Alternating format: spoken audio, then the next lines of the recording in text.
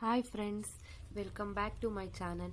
ಈ ವಿಡಿಯೋದಲ್ಲಿ ನಾವು group 2 working capital management lesson ನೋಡೋಣ. ಇವತ್ತು first working capital management meaning and definition ನೋಡೋಣ. The term working capital, also called gross working capital, refers to the firm's aggregate of current assets and current liabilities. Current assets and current liabilities are these assets which can be convertible into cash within an accounting period, generally a year. Therefore, they are cash or merely cash resource of business concern. However, we can understand the meaning of working capital from the following. ಅಂತಂದ್ರೆ ನಮಗೆಲ್ಲ ಗೊತ್ತಿದ್ದಂಗೆ current assets current liability difference ನ working capital ಅಂತ ಹೇಳ್ಬಿಟ್ಟು ಕರಿತೀವಿ. ಇದನ್ನ ಯಾಕೆ ನಾವು ವರ್ಕಿಂಗ್ ಕ್ಯಾಪಿಟಲ್ ಕರಿತೀವಿ ಅಂತ ಅಂದ್ರೆ ಇನ್ ದ ಇಯರ್ ಅಲ್ಲಿ ನಾವು ಯಾವಾಗ ಬೇಕಿದ್ರು ಕ್ಯಾಶ್ ಆಗಿ ಕನ್ವರ್ಟ್ ಮಾಡ್ಕೋಬಹುದು. ನೋಡಿ, next working capital means the funds available for day to day operations of an enterprise. It also represent the excess of current assets over current liabilities including short term loans accounting including short term loans ಅಂತಂದ್ರೆ ಈ definition ಕೊಟ್ಟಿರೋದು accounting standards board, the institute of chartered accounts of India. ಅಂತಂದ್ರೆ current assets and current liabilities difference working capital ಅಂದ್ರೆ it include short term loans ಅಂತ ಹೇಳ್ಬಿಟ್ಟು ಹೇಳ್ತಾರೆ. Short term loans and trade receivables, trade payables and inventories ಎಲ್ಲ include ಆಗುತ್ತೆ ಇದರಲ್ಲಿ. ನೋಡಿ, working capital is that portion of firm's current asset which is financed by short term funds. Short term funds ಇಂದ finance ಮಾಡ್ತಾರೆ. ನೋಡಿ, Gitman L J from the above definition we can say that working capital is the firm's current assets or the excess of current assets over current liabilities. However, the later meaning will be more useful in most of the times. In all cases, we may not find excess of current assets over current liabilities. Now, the concept of working capital, there is two concepts: gross working capital, net working capital. And the two concepts there. Gross working capital refers to the total of current assets and net working capital refers to the excess of current assets over current liabilities. Gross working capital ಅಂತ ಅಂದ್ರೆ ಬರೀ total current assets ಅಷ್ಟೇ. ಬರೀ net working capital ಅಂತ ಅಂದ್ರೆ current assets minus current liabilities. Though both concepts are important for managing its gross working capital is more helpful to the management in managing each individual current asset for day-to-day operations. But in the long run, it is the net working capital that is useful for the purpose. ಅಂತಂದ್ರೆ ಏನ್ ಹೇಳಿದರೆ, short run ಅಲ್ಲಿ gross working capital helpful ಆದ್ರೆ long run ಅಲ್ಲಿ net working capital helpful ಆಗುತ್ತೆ. Next, when we want to know the sources which funds are obtained, it is not which funds are obtained. It is not working capital that is more important and should be given greater emphasis. The definition given by the Accounts USA will give clear view of the working capital which is given below. Working capital, sometimes called net working capital, is represented by excess of current assets over current liabilities and identify the relatively liquid portion of the total enterprise capital which constitutes a margin of better for maturing obligation within a ordinary operation cycle of the business. ನಾನು ಅವಾಗೆ ಹೇಳ್ದಂಗೆ current assets current liabilities ಅಂತ ಅಂದ್ರೆ which can be turn into cash immediately. ಯಾವಾಗ ಬೇಕಿದ್ರು ನಾವು ಅದನ್ನ liquid portion of total enterprise ನ ಟೋಟಲ್ ಫಿರ್ಮ್ ಕ್ಯಾಪಿಟಲ್ ನ ನಾವು ಲಿಕ್ವಿಡಿಟಿ ಮಾಡಬಹುದು ಯಾವಾಗ ಬೇಕಿದ್ರು. ಲಿಕ್ವಿಡಿಟಿ ಅಂತಂದ್ರೆ solvency position when we convert into cash which constitute a margin of better for maturing obligations ಅಂತಂದ್ರೆ ನಮ್ಮ ಆಬ್ಲಿಗೇಷನ್ಸ್ ನ ಮೀಟ್ ಮಾಡಕ್ಕೆ ಹೆಲ್ಪ್ ಆಗುತ್ತೆ within the ordinary operating cycle of the business ordinary operating day to day operations ಅಲ್ಲಿ ನಾವು ಇದನ್ನ ಯಾವಾಗ ಬೇಕಿದ್ರು ಮೀಟ್ ಮಾಡಬಹುದು.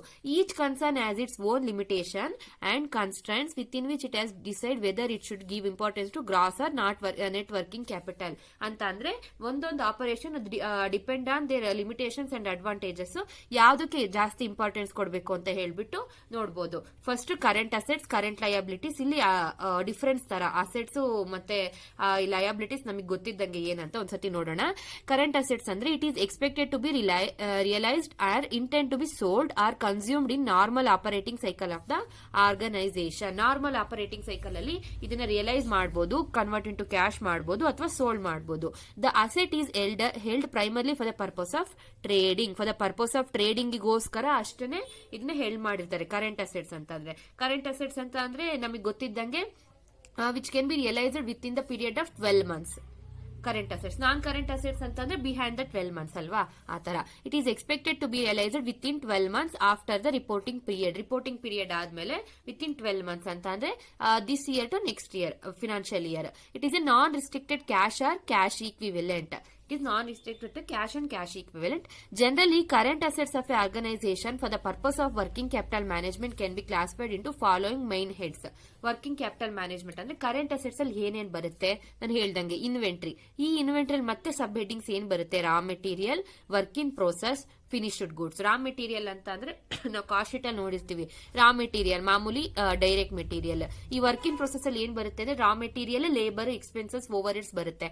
ಫಿನಿಶ್ಡ್ ಗೂಡ್ಸ್ ಅಂದ್ರೆ ಅಟಾಲ್ ಅದೆಲ್ಲ ಸೇರಿಸ್ಕೊಂಡು finished goods. Next receivable, trade receivables and bill receivable, debtors ಅಂತ. Cash or cash equivalent, short term marketable securities ನ ಶಾರ್ಟ್ ಟರ್ಮ್ ಮಾರ್ಕೆಟಬಲ್ ಸೆಕ್ಯೂರಿಟೀಸ್ ಅಂತಂದ್ರೆ ವಿತ್ ಇನ್ 12 ಮಂತ್ಸ್ ಅಲ್ಲಿ which can be sold or buy ಅಷ್ಟೇ. Next prepaid expenses which already paid before the ಅದು due period ಗಿಂತ ಮುಂಚೆನೆ pay ಮಾಡಿಬಿಟ್ಟಿರ್ತೀವಿ. Current liabilities, it is expect to be settled in normal operating cycle of the organisation. Same it liability is held primarily for the purpose of trading. It is expected to be sold within the 12 months after the reporting period. ಇವು 3 points same ಇದೆ. Next current liabilities ಅಲ್ಲಿ ಏನೇನ್ ಬರುತ್ತೆ ಅಂತ ಅಂದ್ರೆ payable, trade payables, bills receivable, outstanding payment and outstanding payments ಅಂತಂದ್ರೆ wages and salary which is to be ನ pay ಮಾಡಬೇಕು. Working capital management is essential the management of current assets and current liabilities in the organisation. Next kinds of working capital. ಎಷ್ಟು kinds ಇದೆ working capital ಅಲ್ಲಿ? There are 2 kinds of working capital and distinction of which made keeping in the view the nature of such funds in a business concern. First two types ಇದೆ. ಒಂದೊಂದು rigid, fixed, regular or permanent working capital. Next ಒಂದು variable, seasonal and temporary, flexible working capital. ಒಂದು permanent, ಒಂದು temporary working capital. Every business concern has to maintain certain minimum amount of current assets at all times to carry on its activities efficiently and effectively. It is indispensable for any business concern to keep some material as a stock, some in the shape in work in progress and some in the form of finished goods. ಏನ್ ಹೇಳ್ತಾ ಇದ್ದಾರೆ, every organisation ಅಲ್ಲಿ current minimum amount of current assets, current liabilities ಇರಲೇಬೇಕು.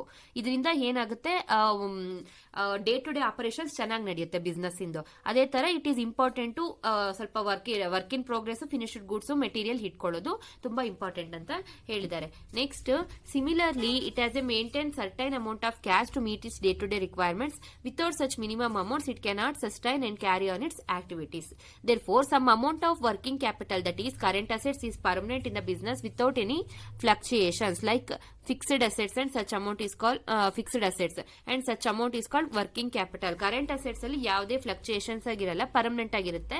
So ಅದನ್ನ working capital ಅಂತೀವಿ. ಅಂತಂದ್ರೆ gross working capital ಬರೀ current assets ಅದೇ, total current assets. To say precisely, permanent working capital is the irreducible minimum amount of working capital necessary to carry on its activities without any interpretation. It is that minimum amount necessary to outlay fixed assets effectively. ಅಂತಂದ್ರೆ fixed assets ನ maintain ಮಾಡಕ್ಕೂ ಕೂಡ ನಮಗೆ current assets ಅವಶ್ಯಕತೆ ಆಗುತ್ತೆ. And other and temporary working capital is that amount of current assets which is not permanent and fluctuating from the time to time depending upon the company's requirement, and it is generally financed out of short term funds. ಅಂತ ಅಂದ್ರೆ temporary working capital ಅಂತ ಅಂದ್ರೆ ಇದು time to time fluctuating ಆಗ್ತಾ ಇರುತ್ತೆ, depend upon the company's requirement ಗೆ ಸಂಬಂಧಪಟ್ಟಂಗೆ. ನೋಡಿ, financed out of short term funds ಅಂತ ಹೇಳಿದ್ದಾರೆ. Next, it may also hide due seasonal character of the industry as such it is also called seasonal working capital. ಇಲ್ಲಿ ಹೇಳಿದ್ದಾರೆ company requirements ತಕ್ಕಂತೆ change ಆಗ್ತಾ ಇರೋದ್ರಿಂದ ಇದನ್ನ ಸೀಸನಲ್ ವರ್ಕಿಂಗ್ ಕ್ಯಾಪಿಟಲ್ ಅಂತಾನು ಕರೀತಾರೆ. Next, adequacies and inadequacies of working capital. Working capital of a business should be commensurate with its needs. Too high or too low working capital of a business or two extremes of working capital are equally dangerous to existence of the business enterprise itself. ಅಂತಂದ್ರೆ working capital, current assets, current liabilities ಎರಡು equal ಆಗಿರ್ಬೇಕು, correct ಆಗಿರ್ಬೇಕು. ಅವಾಗ working capital ಸಿಗುತ್ತೆ ನಮಗೆ. ಇಲ್ಲ ಅಂತ ಅಂದ್ರೆ ಡೇ ಟು ಡೇ ಆಪರೇಷನ್ ಗೆ ತೊಂದರೆ ಆಗುತ್ತೆ. High amount of working capital though increases its liquidity position but reduce its profitability, and other end too low working capital though increase its profitability reduce its liquidity ಅಂತ ಹೇಳಿದ್ದಾರೆ. Working capital ಜಾಸ್ತಿ ಇದ್ರೂ ಕೂಡ liquidity ಜಾಸ್ತಿ ಆಗುತ್ತೆ, ಮತ್ತೆ reduce its profitability ಕಡಿಮೆ ಆಗುತ್ತೆ. In the other end low working capital is the increase profitability, reduce liquidity. Both such extreme situation may cause business concern to shut down.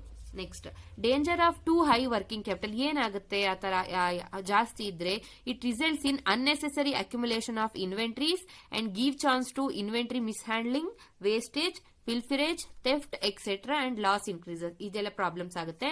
Next excess working capital means ideal funds which earn no profit for the business. ಜಾಸ್ತಿ ಇದ್ದಾಗ ನಾವು ಸುಮ್ಮನೆ ಅದನ್ನು ಏನಕ್ಕೂ use ಮಾಡಕ್ಕಾಗದೆ next future business, ಯಾಕೆ ಅಂತಂದ್ರೆ ಅದು ಡೇ ಟು ಡೇ ಆಪರೇಷನ್ಗೋಸ್ಕರ ಇಟ್ಕೊಂಡಿರ್ತೀವಿ, ಅದು ಜಾಸ್ತಿ ಇರೋದ್ರಿಂದ ಐಡಿಯಲ್ ಫಂಡ್ಸ್ ಆದ್ರೆ ಅದಕ್ಕೆ ಏನು ಯೂಸ್ ಆಗ್ದಂಗೆ ಇರುತ್ತೆ. Next it shows a defective credit policy of the company resulting in higher incidence of bad debts and adversely affects profitability. ಮತ್ತೆ ಇದು bad debts it leads to bad debts ಆಗುತ್ತೆ ಮತ್ತೆ ಪ್ರಾಫಿಟಬಿಲಿಟಿಗೆ ಎಫೆಕ್ಟ್ ಆಗುತ್ತೆ. It results in overall inefficiency ಅಂತಂದ್ರೆ inefficiency of the operations in the business concern. Next danger of inadequate or low amount of working capital. It becomes difficult to implement operating plans and achieve the firm's profit target. ಅಂತಂದ್ರೆ operating plans according to plans ಏನು ನಡೆಯಲ್ಲ. Next ಕಡಿಮೆ ಇದ್ರೆ working capital next ಪ್ರಾಫಿಟಬಿಲಿಟಿಗೂ ತೊಂದರೆ ಆಗುತ್ತೆ. Next stagnates the growth and it will become difficult to the firm to undertake profitable venture for non availability of working capital funds. ಅಂತ ಅಂದ್ರೆ ನೋಡಿ growth it stagnates the growth ಅಂತ ಅಂದ್ರೆ expansion of the ಫಿರ್ಮ್ ನಡೆಯಲ್ಲ ಸರಿಯಾಗಿ, ಮತ್ತೆ profitable venture ಮುಂದಕ್ಕೆ ಇದು ಮಾಡಕ್ಕೆ ತುಂಬಾ ಕಷ್ಟ ಆಗುತ್ತೆ. Next it may not be in the position to meet its day-to-day current obligation and results in operational inefficiency. ನೋಡಿ ಅಕಸ್ಮಾತ್ ತುಂಬಾ ಕಡಿಮೆ ಇದ್ರೆ ಕರೆಂಟ್ ಆಬ್ಲಿಗೇಷನ್ಸ್ ನ ಮೀಟ್ ಮಾಡಕ್ ಆಗಲ್ಲ, results in operations inefficiency. The return on investment falls due to under utilisation of fixed assets and other capacities of the business concern. Return on investment ನಾವು investment ಮಾಡಿರೋದ್ರಲ್ಲಿ ರಿಟರ್ನ್ ಕಡಿಮೆ ಆಗುತ್ತೆ and under utilisation of fixed assets.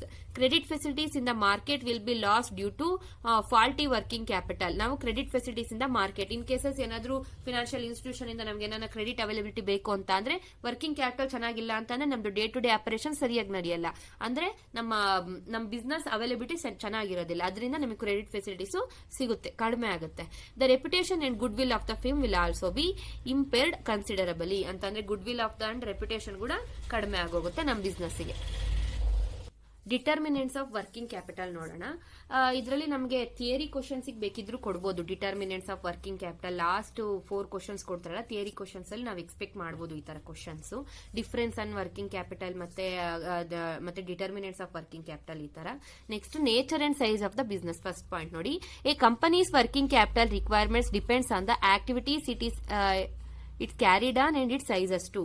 For instance, public utility organization or service organization where its activities are of merely service nature does not require high amount of working capital and it is no need of maintaining any stocks or inventories.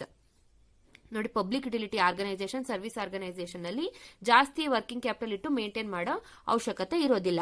In case of trading organisation the magnitude of working capital is high, it request to maintain certain stocks of goods is also some credit to the debtors. In case trading organisation ಆದ್ರೆ working capital ನ ನಾವು extra ಇಟ್ಕೋಬೇಕಾಗುತ್ತೆ. ಯಾಕೆ ಅಂತಂದ್ರೆ sometimes ನಾವು debtors ಗೆ credit ಅಲ್ಲಿ sale ಮಾಡಬೇಕಾಗುತ್ತೆ. Further, if we go to manufacturing organisation the cycle period of working capital is high because the fund are to be invested in each and every type of inventory forms of raw material, work in progress, finished goods as also debtors.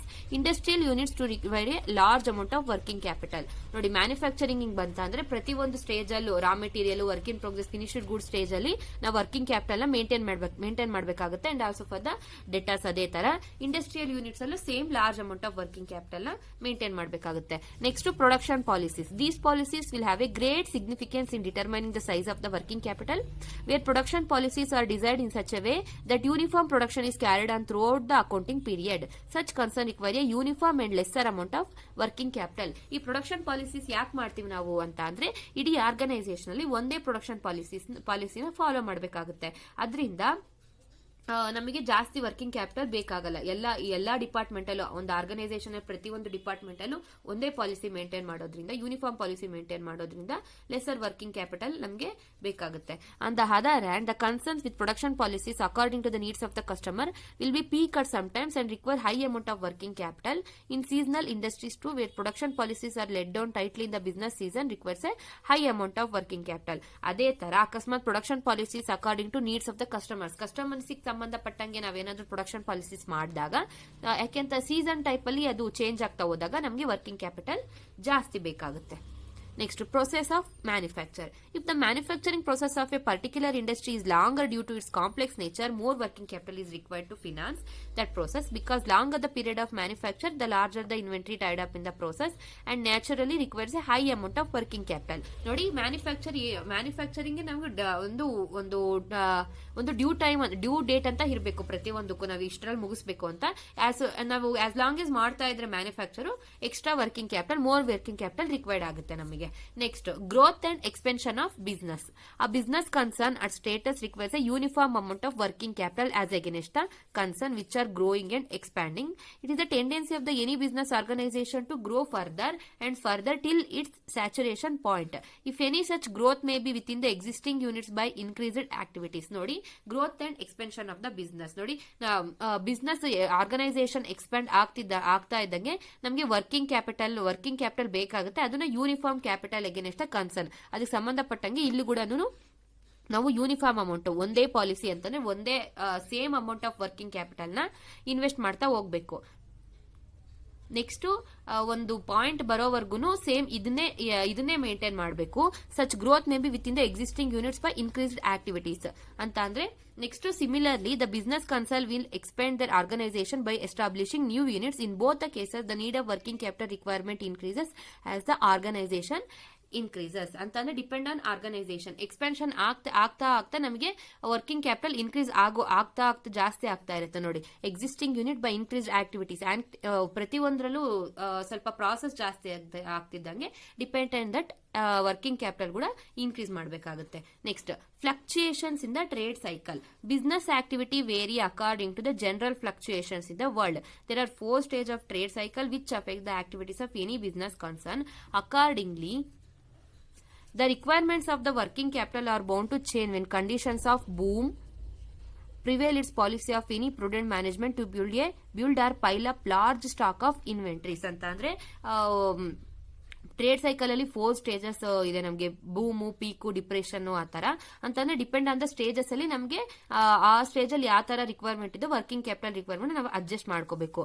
ನೋಡಿ, inventories of various firm to take the advantages of the lower prices. In boom stage ಅಲ್ಲಿ working capital adjust ಮಾಡ್ಕೋಬೇಕು, ಏನಂತಂದ್ರೆ take the advantage of lower price, ಅವಾಗ ಕಡಿಮೆ ಇರುತ್ತೆ prices.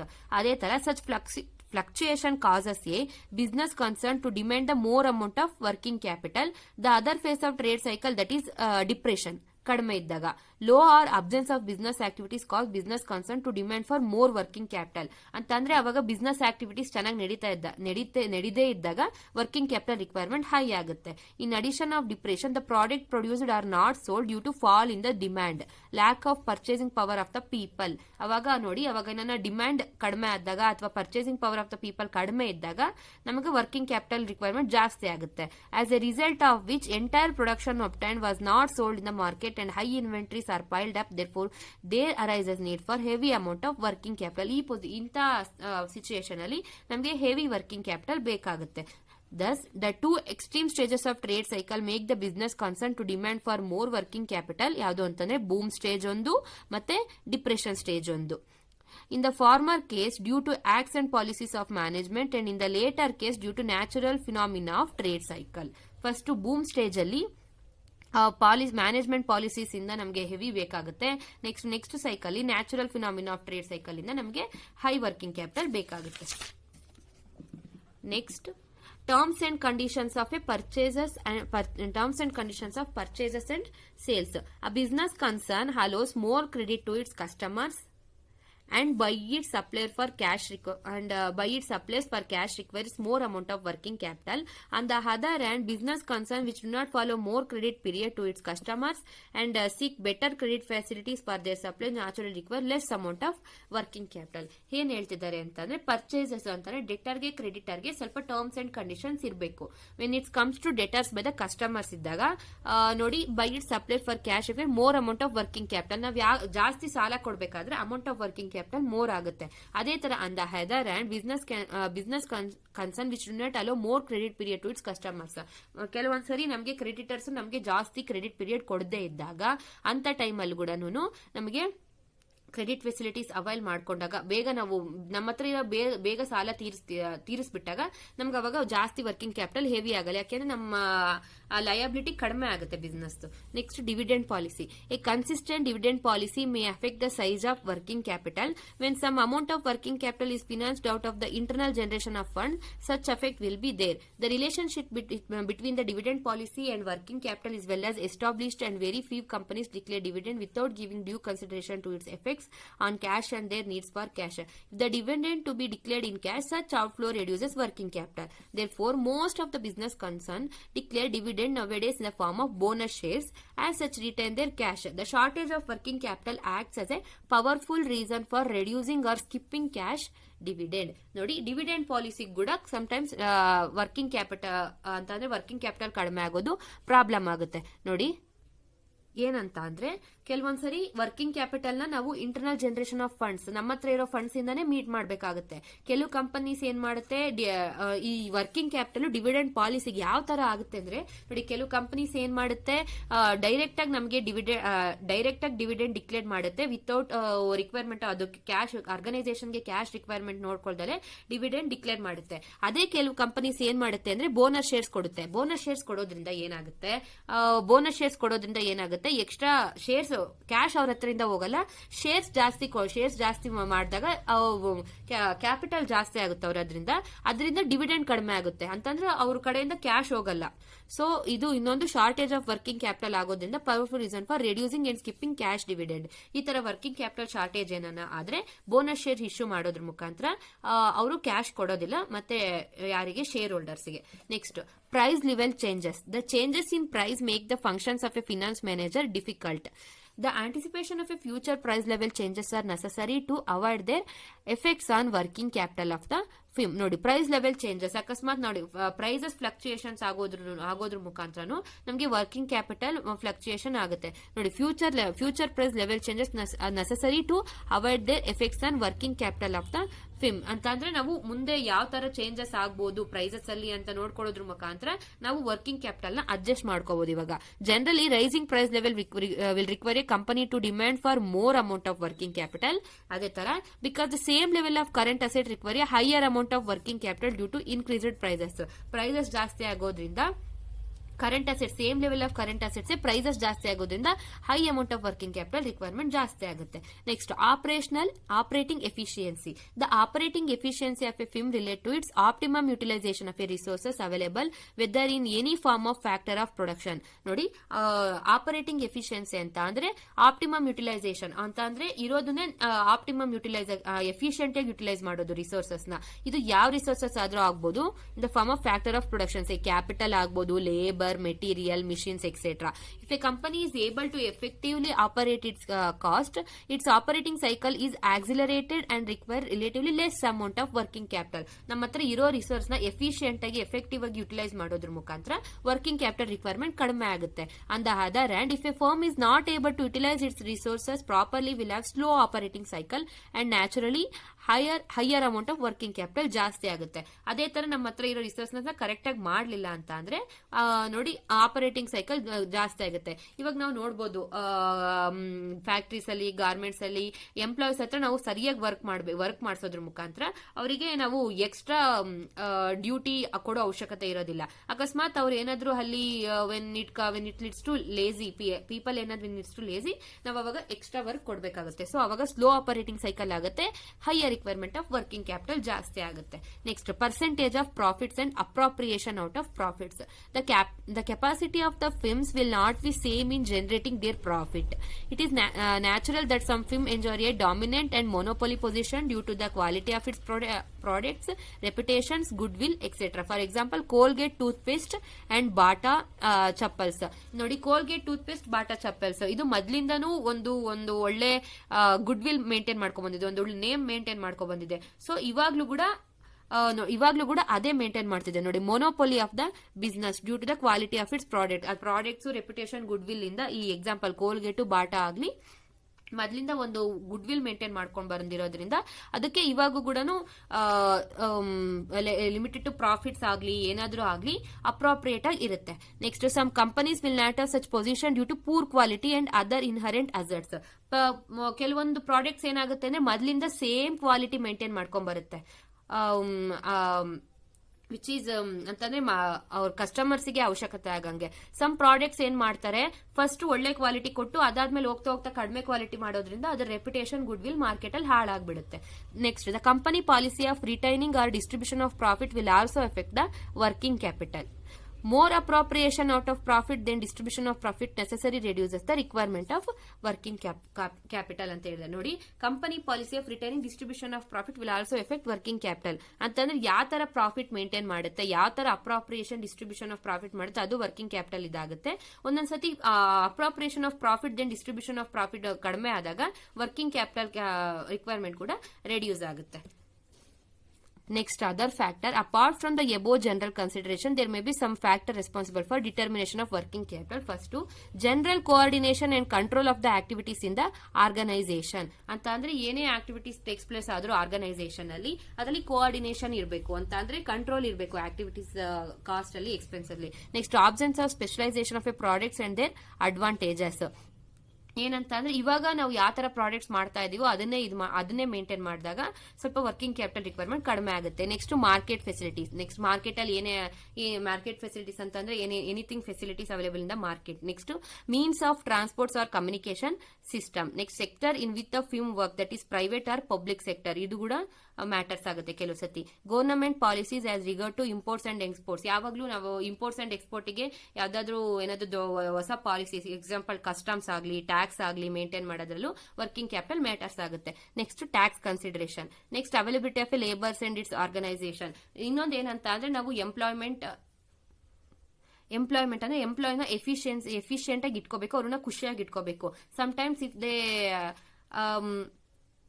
Sometimes lack of labor efficiency also problem to the working capital ಆಗುತ್ತೆ. Next, area in which situated such as a backward or rural suburban. Sometimes area wise ಕೂಡ working capital ರಿಕ್ವೈರ್ಮೆಂಟ್ಗೆ ತೊಂದರೆ ಆಗುತ್ತೆ.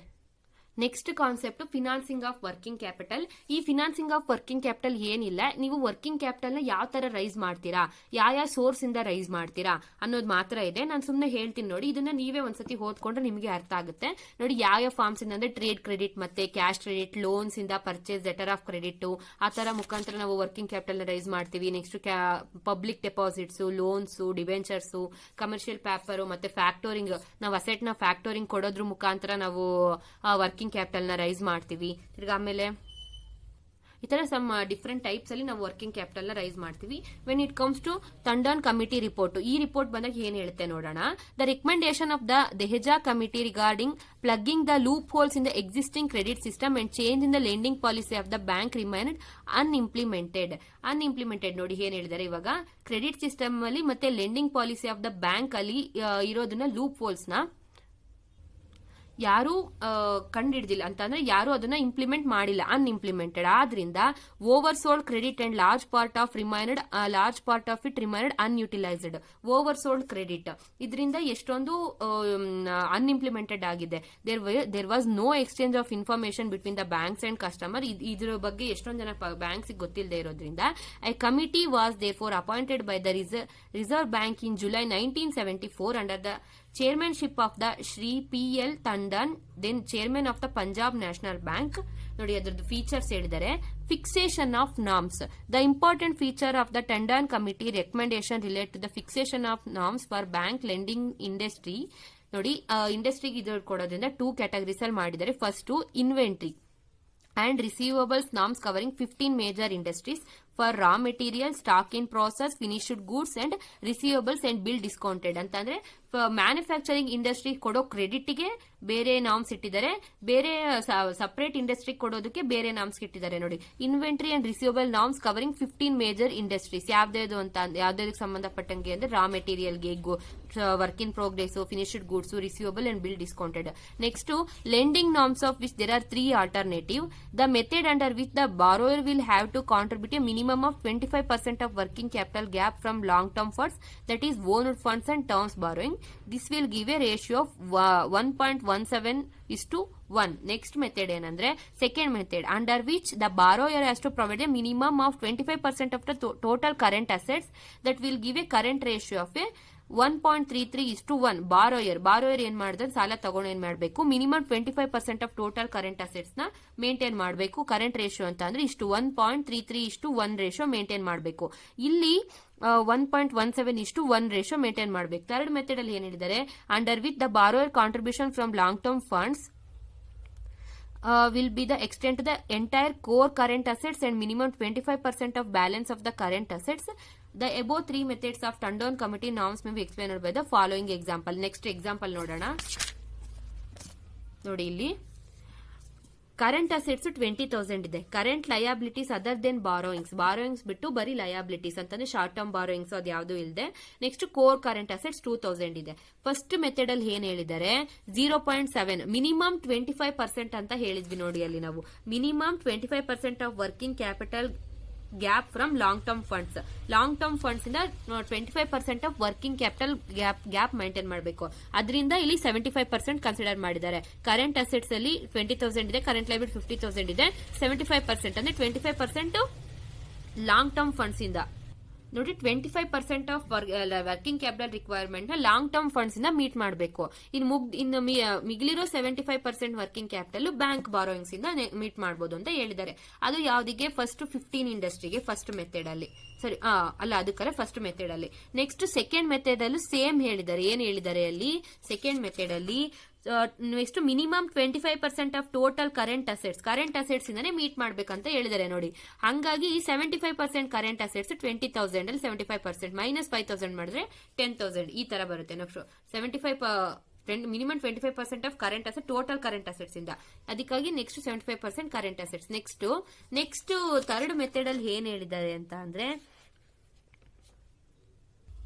ನೋಡಿ, under which borrower contribution from long term funds will be extent of the entire core current assets, minimum 25% of balance of the current assets ಅಂತ ಅಂದ್ರೆ long term funds ಇಂದ meet ಮಾಡ್ತೀವಲ್ಲ ಅದು ಎಷ್ಟರವರೆಗೂ ಅಂತ ಅಂದ್ರೆ ಕೋರ್ ಕರೆಂಟ್ ಅಸೆಟ್ಸ್ ಮತ್ತೆ current ಮಾಮೂಲಿ ಟೋಟಲ್ ಕರೆಂಟ್ ಅಸೆಟ್ಸ್ ಮೀಟ್ ಆಗೋ ತರ ನೋಡಿ. Current assets minus core current assets minus current liabilities ಮಾಡಿದ್ರೆ 75%. ಅಲ್ಲಿ ಕೂಡ ಮಿನಿಮಮ್ 25% ಆಫ್ ಕರೆಂಟ್ ಅಸೆಟ್ಸ್ ಹೇಳಿದಾರೆ. ಸೊ ಇಲ್ಲಿ 75% ತಗೊಂಡಿದ್ದಾರೆ. Okay, thank you friends. Next ವಿಡಿಯೋದಲ್ಲಿ ನಾನು ಇಲಸ್ಟ್ರೇಷನ್ 1 ಇಂದ ಸ್ಟಾರ್ಟ್ ಮಾಡ್ತೀನಿ. ಸೊ ಈ ವಿಡಿಯೋ ನಿಮಗೆ ಇಷ್ಟ ಆಗಿದ್ರೆ ಲೈಕ್ ಮಾಡಿ, ಶೇರ್ ಮಾಡಿ ಅಂಡ್ ಕಮೆಂಟ್ ಮಾಡಿ. Thank you.